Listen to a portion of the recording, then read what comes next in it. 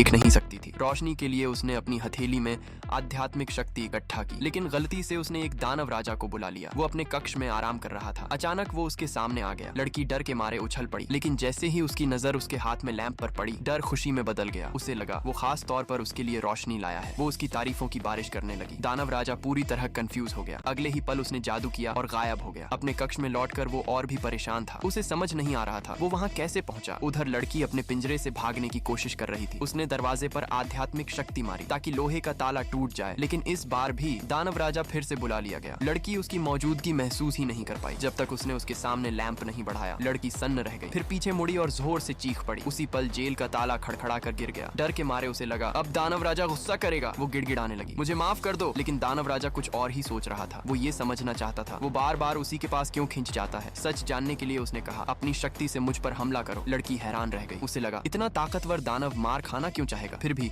उसने आज्ञा मानी और उस पर आध्यात्मिक शक्ति चलाई। अगले ही पल दोनों के माथे पर बने निशान तेज चमक उठे। दानव राजा खुद को रोक नहीं पाया। वो उसकी ओर झपट पड़ा। तभी सच सामने आया। वो निशान दोनों को एक दूसरे से बांध चुके थे, एक अजीब आकर्षण से। दानव राजा ने चेतावनी दी, अब अपनी शक्ति कभी इस्तेमाल मत करना। लड़की आखिरकार जेल से भाग निकली, लेकिन वापस जाकर दानव राजा और भी गुस्से में था। उसे जुड़ना नफरत भरा लग रहा था। उसने शक्ति बढ़ाई ताकि बंधन तोड़ सके, लेकिन अगले ही पल वो फिर से उसी के पास खींच लिया गया। इस बार दानव राजा समझ गया अब वो लापरवाही कभी नहीं करेगा। अगर पार्ट 2 देखना है तो कमेंट में पार्ट 2 जरूर लिखो।